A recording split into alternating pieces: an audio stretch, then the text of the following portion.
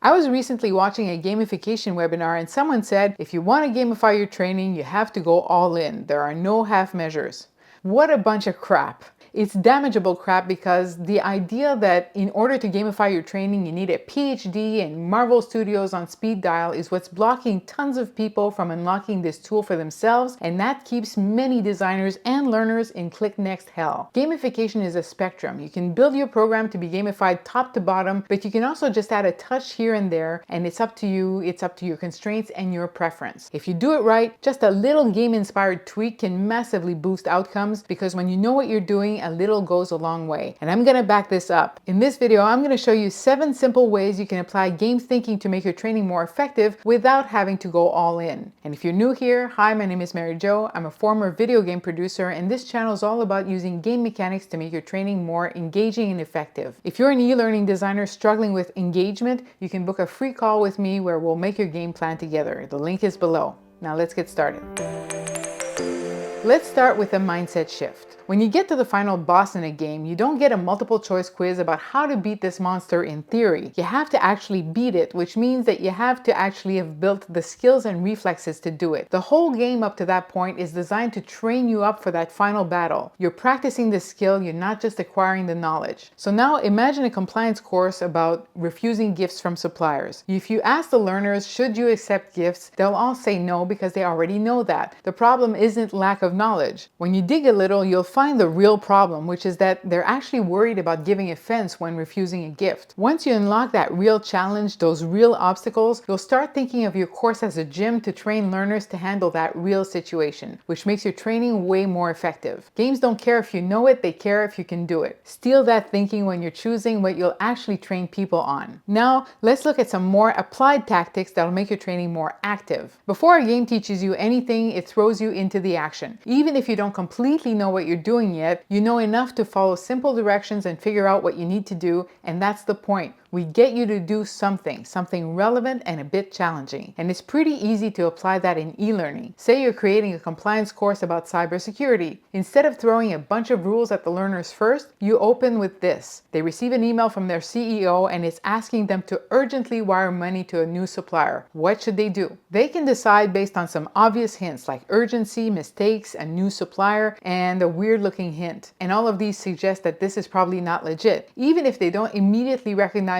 all the flags, they can make an educated guess. Of course, this is a pretty easy challenge, but instead of reading a list of do's and don'ts, they're already applying judgment even before you've taught them anything. That's game thinking. You can also design your training to help learners use what they already know to figure out something new instead of giving them new information. Let's say we're making a medication safety course for nurses, and let's present them with 4 prescriptions and ask which ones of these has a dosage error. These ones look standard and the nurses have seen them prescribed before. It's probably fine. But this one is weird. It uses grams instead of milligrams. And it says long acting, but you have to give it every 2 hours. That's the one they should double check with the doctor. So even if they've never ever seen this medication before and they've never been explicitly trained on it, we're using their experience with existing medications to make them deduce something about a new medication. So they're not guessing, they're reasoning, and that's far more effective than memorizing. The next tactic has to do with how we handle mistakes in traditional e-learning. We often see the cycle of get a question wrong, get a verdict, and feedback, and move on. In games, failure is an expected part of effective skill building. For example,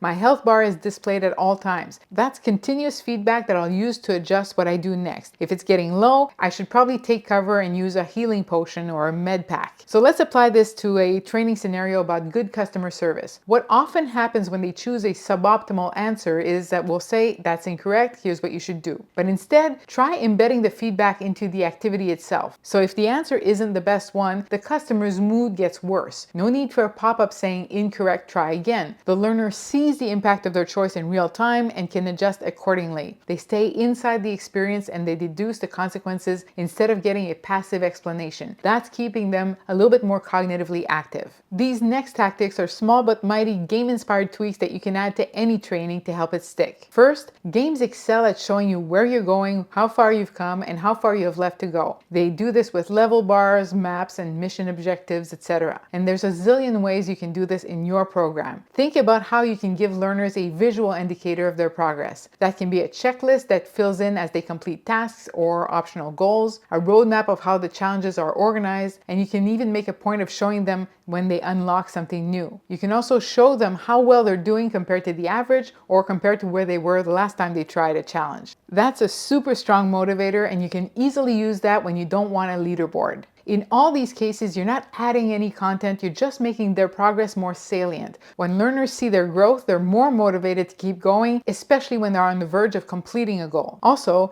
games let players make choices, what path to take, what weapons to use, what mission to complete next. And in e-learning, that sense of control boosts engagement. You can apply the same principle in e-learning by letting learners decide where to use a power-up, like a hint for example, or pick their scenarios from a sandbox. Here's a virtual clinic and they can decide if they want to deal with this cat or with this crocodile first, or let them decide the difficulty level that they want to attempt. The more control you give, the less likely they are to quit, because when they get sick of one topic, they can jump to something else. And finally, you ever notice how games are just a series of repeating loops? Take a game like Tetris. A block appears, by the way they're called tetrominoes, you decide where to place it, it locks in, and then another block appears, and so on. Each gameplay loop follows the same pattern, but it's slightly different each time. That's how we build mastery in games without getting bored. Well, you can apply the same structure to training. For example, in a training for warehouse workers, each loop follows a predictable format. They see a warehouse scene, they scan for potential hazards, and they mark them as quickly as possible. They get immediate feedback, and then a new scene appears with different hazards, and they have to do it again. That builds the reflex of always being on the lookout for hazards. The core loop stays consistent, so they don't have to figure out what they're supposed to do each round, but each round presents a new challenge, so it doesn't seem repetitive. And this setup has another advantage that games have. It makes it easy to consume in short bursts. A learner can complete a loop in just a few minutes, which means that it's ideal for spaced practice. Every time they complete something, they can see it, so even if they only have 5 minutes, they can jump in, do a quick round, and jump back out. So gamification is not all or nothing. Even if you only gamify part of your training, your course will benefit. And even small tweaks like showing them progress and allowing them choices can dramatically improve their stamina and the effectiveness of your training. Now, if you want the step-by-step system for applying these ideas, check out the Effective Gamification Framework. It's my proven process for turning dry content into active, engaging training that sticks. As always, thank you so much for watching, and I'll see you next time.